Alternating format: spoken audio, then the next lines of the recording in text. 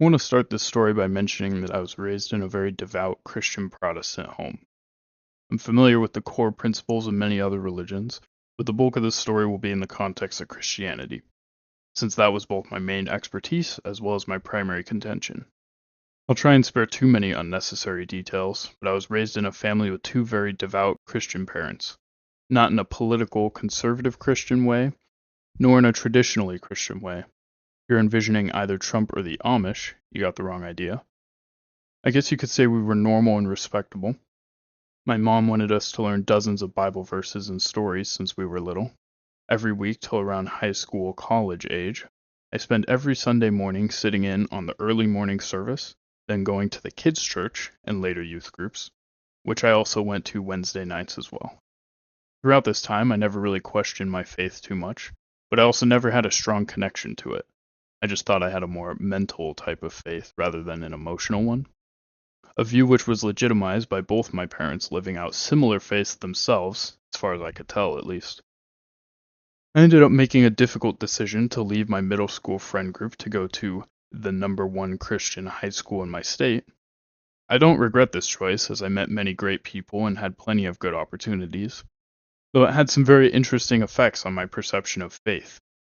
This was a private school centered on faith and made up of a generally more upper class and white population. Lost was the diversity of people and ideas that I was used to. It's not as though I didn't fit in, though. I personally preferred the more modest appearances, both in attire and conduct. What surprised me at the time, though, but no one else apparently, is that the student body was made up of a surprisingly low amount of genuinely religious perspectives. Everyone came from the background of Christianity and could fit in, but there was a very large sense of performance about it in a passive kind of way. It was a keeping up appearances setting, as far as many students were concerned. I didn't personally hang around a lot of this myself, but I've heard all the usual stories about things that were definitely against the school rules and, dare I say, sinful against the Bible. Very scandalous stuff. From my religious perspective, it was slowly and mildly disorienting. I was once the one Christian guy in my friend group in middle school. Religion may not have come up often, but when it did, my friends knew where I stood, and I had that as my rock against the wind of doubt. I, in quotes, knew who I was, and that was my confidence in my faith.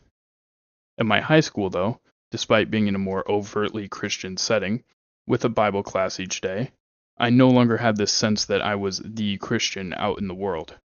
There were positive role models, of course. It's less that the school was failing its mission, and more so, I just felt I was less sure of what my faith was and meant. In my junior year, I was very ambitious about education.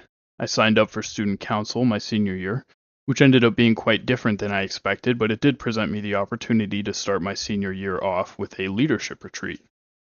This was being branded as both a getaway and an opportunity to focus ourselves ahead of the school year, provided to those students of us in leadership positions within the student body.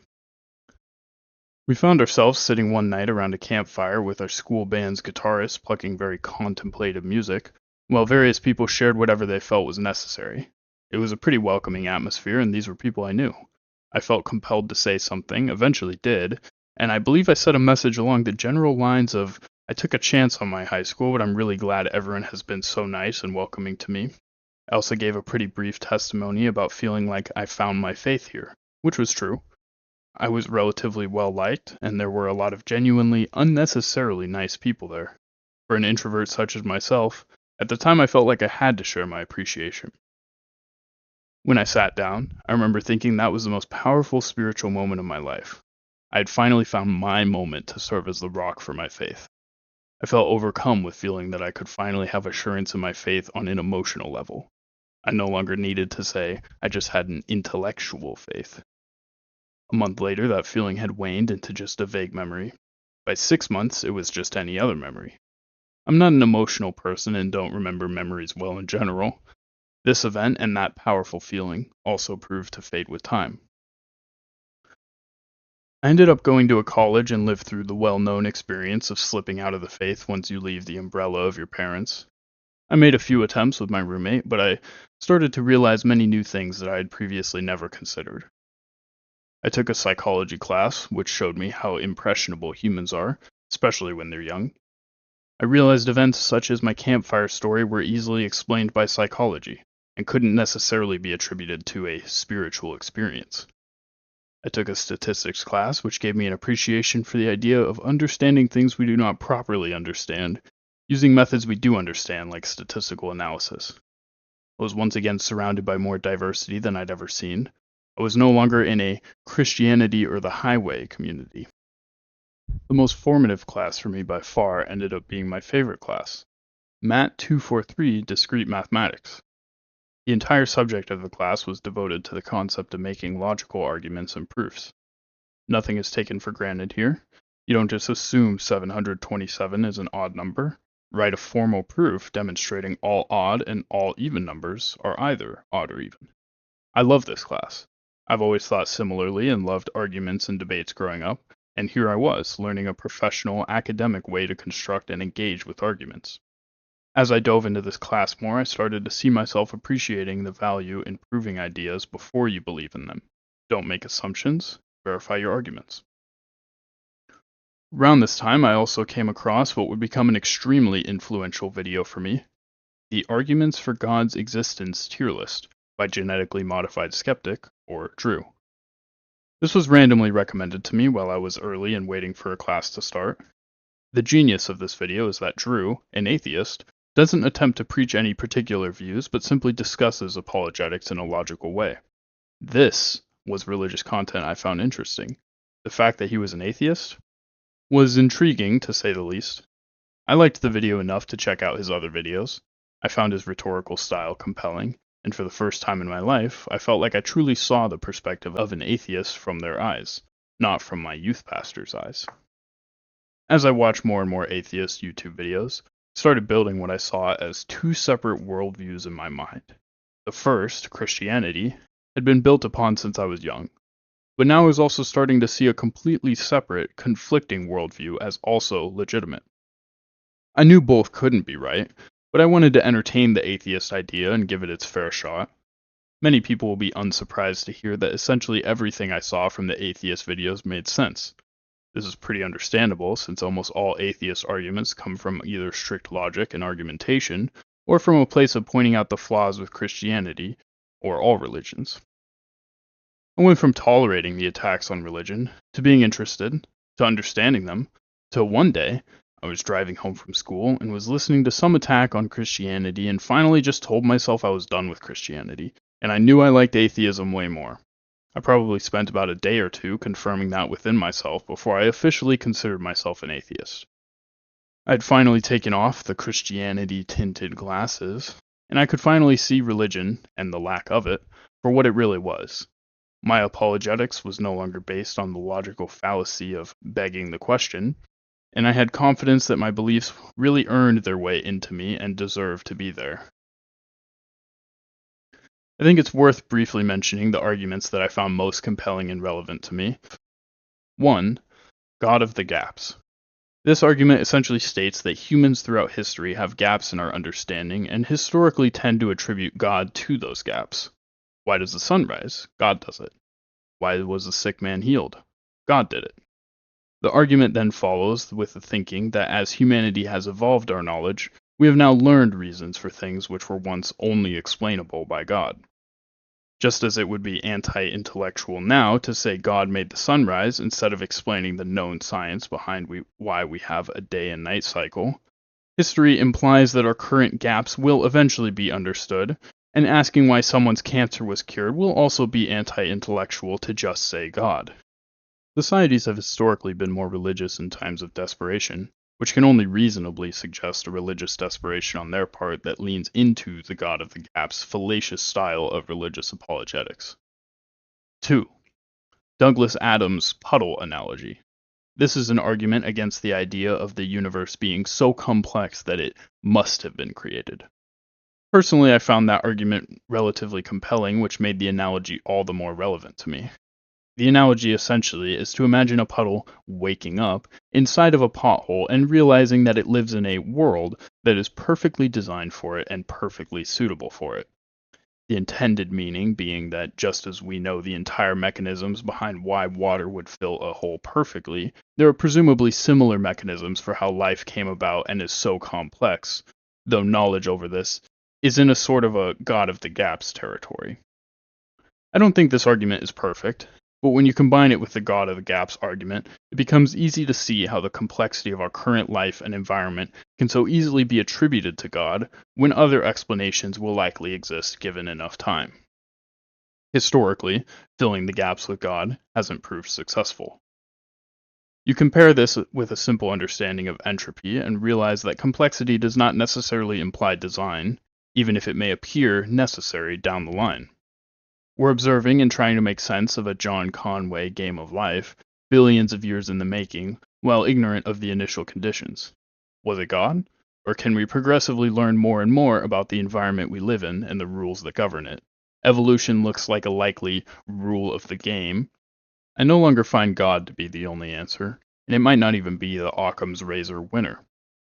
3. Faith is another big one for me. I realize you cannot have a good faith understanding of religion without involving some degree of faith, which I became unwilling to have. I think it's dishonest to pretend you can prove a religion in any rigorous 100% way. Sure, you can support it, but you cannot prove it. Otherwise, there would be no debate. The existence of a debate greatly implies the lack of certainty, and I'm picking the side that argues with logic rather than faith. It's an easy choice with hindsight, and I don't need to have full knowledge of Christian apologetics either. 4. The Christian God is claimed to be all-knowing, powerful, good, and all-present throughout various points of the Bible. I won't cite all of these, but they are obvious claims any Christian should be familiar with. 2 Timothy 3:16 states, in the NIV version, that all Scripture is God-breathed and is useful for teaching, rebuking, correcting, and training in righteousness. Psalm 119:160 states, all your words are true, all your righteous laws are eternal. Essentially, the believer is meant to believe that the entire Bible is completely true and faultless, and also that God is fully capable and does good. These are fundamental Christian premises, and they are very strong claims that are interwoven into each other. If a fault is found in the Bible, well, is it still God-breathed and true? Why did God allow a mistake in the Bible? It would call into question one of his omni traits. There are countless faults in the Bible. I've never personally been too interested in these, though there are serious issues the Christian needs to reconcile. The YouTube video Quiz Show Bible Contradictions by Non-Stamp Collector goes over many if anyone is curious. Another Bible-related issue that always bothered me are what God does to those who never got a fair chance to read the Bible themselves. Not everyone had the opportunity to hear about Christianity or read the Bible. What happens to them? I won't get too into it, but I believe the Bible supports predestination and not free will. For those who don't know, the Bible very explicitly states that God has a plan for each human, and many of them are destined for hell or heaven. Google Bible verses on predestination if you're curious. For predestination, the Bible verses are more clear, and frankly, I just think people argue against it because they aren't comfortable with the idea. Similarly to determinism, not because it isn't supported by the Bible. So what about those who are predestined to go to hell, or those who never heard the name Jesus Christ in their lifetime? I consider this a failing on God's part. If he was morally good, then he would actively invite everyone into his heaven with the goal of getting in everyone. Instead, he is absent from the modern world, and the believers are supposed to do that work for him. Sounds kind of inefficient, if you ask me. So why can't God make his religion make sense? Why does it need faith? Simple. He is flawed. He is either not powerful enough, not smart enough, not present enough, or not good enough. One of the claims is wrong, and if one is wrong, the entire structure is called into question. God couldn't reach me, and it's his fault. 5. Not necessarily religious in nature, but I always believed in the idea of making the best decision you can with the cards you're dealt. And any failures that couldn't be planned around are not your fault and do not mean you didn't do the best you could with what you had. You can view it like poker or statistics. You won't always be working with complete information, but the better player is the one who can make the best plays within that uncertainty. Faith is a pretty low-level play. I can do better. 6. The most compelling framework for belief came predictably from my father. I do not deny the faith component of Christianity, but I came to a point where I considered faith to be more likely than lack of faith. I think he accurately asserts that this is ultimately a game of chance in the eyes of men. I like my dad's reason. I find it more honest and simple than any other I've heard. To be clear, I believe simplicity is a virtue here, and I'm a firm proponent of the classic Occam's razor. Religious conviction with eternal consequences shouldn't be complicated, as far as I'm concerned. That aside, I use my dad's framework as well, except, of course, I would arrive at my own conclusions. My main argument for leaving is as follows. I am not a person who can believe in something based on faith. I have limited knowledge of the world I live in. I should only be expected to believe in something I understand, and that understanding does not lead me to God. Therefore, the faith-based religions that do not make logical sense are not for me. If it isn't for me, I will take pride in my convictions and my decision to make the best decision for me that I can. Religion isn't for me. I think it's worth mentioning that around this deep into the rhetoric is about when I started to realize this wasn't worth consuming my life, and I had done enough mental work on this, and likely more than any god should reasonably expect. I have a friend who once left the faith because of disillusionment with how much the Christian culture embraces American MAGA-type beliefs, which is understandable, since those beliefs are blatantly anti-Christian. However, I always found that argument weak. It doesn't raise any issues with religion itself, but only its constituents. Funnily enough, that same friend proved me right in a way, by recently going back into the faith. I didn't really care much about that topic when it comes to apologetics, though once you leave the faith, you start to see the church in a new light. I actually still attended my old church for many months after leaving, partly for my mom, and partly out of curiosity. Simply put, you start to see the production of faith. You realize how services involve very emotional music to swell the crowd into a state of high emotion and high impressionism. You start to see how the pastor's messages are designed for emotional engagement. I also started to realize that a lot of the pastors and spiritual leaders aren't any closer to God themselves. They're just in deeper. I had a few talks after leaving with an old pastor who taught a few of my Bible classes in high school.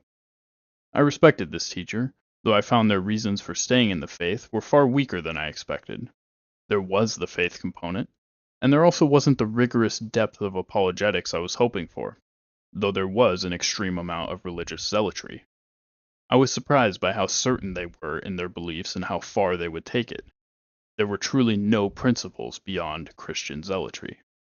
I don't exactly know what I expected from talking to him besides good conversation, but he definitely solidified my views. I talked to one of the most knowledgeable and impressive Christians I knew, and was left thoroughly unsatisfied. I knew at that point almost no one would be able to change my mind. I still mostly don't believe in judging a faith by its constituents, but most religions nowadays and throughout history often make it hard not to. How many historical atrocities are committed in the name of God? The beneficial community and life purpose aspects don't have to carry this baggage and don't justify it either. When I left, I felt a bit of existential depression and didn't take to nihilism gladly. I think it's because I lost my previous life purpose and goal of heaven. Nevertheless, I viewed nihilism as a necessary truth to accept. I eventually realized the optimistic nihilism viewpoint of, if nothing matters, then anything can matter. I resonated with this belief, and it didn't take me too long to find things that mattered to me, which then became a part of my purpose. I was starting to find alternative answers to the big questions. Once I was comfortably outside of the faith, I started to associate myself with ideas I was previously not connecting with, such as more pointed criticisms of God, the Bible, or their various issues and contradictions. I started to understand sayings like, I stopped becoming a Christian because I read the Bible. I eventually realized that not only did I not believe in God, I also didn't even consider him worth submitting to, even if I did believe. Philosophically, this didn't change much for me.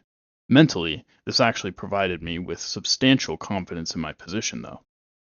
I now had an emotional answer to the fear of hell that was instilled in me from birth due to my upbringing. Logically, I knew that this fear was likely just religious trauma, and not something I really believed in. The issue is logic only goes so far in combating fear. But then I realized I am actually ideologically defiant to the Christian God, and I could take that stance to a theoretical hell. Once I came to terms with this, with what I would say to myself if I was wrong and burning in eternal torment, when I realized I was satisfied with believing in myself and my own capacity to reason my own philosophy and beliefs, and even more importantly, the necessity of the decision being mine and mine alone, I realized that even if I was wrong about everything and suffering unimaginably, I could still say I did the best I could with the cards I was dealt, and I don't believe in judging actions by their unforeseeable results. To paraphrase Hal Incandenza, if God does exist, then he and I have very different administrative strategies. I could excuse being underneath a God I don't understand. I could excuse being underneath a God I didn't believe was just, or all-knowing, or all-powerful, or one I didn't like, or one who was too controlling, or too absent. I could even excuse submitting my whole life to a God. But what about a God that has nothing positive on any of those fronts? One where I couldn't tell you any single verifiable thing I know about it. Sure, I've been told things and can read a book on it, but how am I supposed to know any of it is true? Many people have come and gone without access to either resource. Where's the God there? Isn't that really the worst thing I can say about God? That he has no certifiable presence in my life and no assertion into my mind? This God to me is irrelevant. I can't say one provably true thing about this God, starting with its existence or constituent religion. I don't believe in fairy tales. I shouldn't be fear-mongered into giving this God anything. I do not believe in faith as a meaningful reason to believe in a God or religion, and I'm not the sort of person who can live by what I am not. I'm a lot more sympathetic to religion than I was right after leaving. No matter what, though, I will never raise a child in religion. That hill I will die on. I bear no grudge against my parents in this regard, though I've decided I'll let any kids I have decide their beliefs for themselves. I haven't since needed religion, though maybe someday I may find a community I better align with than Christianity. It took a few years, but I've made peace with my vision for the world and the afterlife. For both, I consider meaningless on any sort of grand existential scale, but I don't even consider existential philosophy much anymore anyways. I don't often believe in the significance of ideas, values, beliefs, unless they directly impact my life in an actionable or describable way. The big questions aren't useful to me anymore. I have a strong conviction that all of us should be skeptical of our beliefs and doubtful of the frameworks of thinking we grew up with, though that would require everyone to care about apologetics and be honest and truly critical of their own experiences. Everyone needs a bit of that, but the religious are the most in need as far as I'm concerned. I've changed my philosophies on God and religion a few times since leaving, but none of it really matters, and I don't find it worthwhile to apply a bunch of labels to my beliefs. On a personal level, I'm still trying to find meaning in my personal life, as I imagine many are, though I generally feel my life is going well, and I would say I've mostly found what I'm looking for. Lately, it's been hard to look back, metaphorically speaking. I exist overwhelmingly in the present moment. I rarely reminisce, and I rarely dream of the future. I view my life as a rope stretching along the timeline of my birth to my death. In the middle of the frame is a small fire burning along the passage of time. I exist in that present, here right now only, and there's never been a God there alongside me.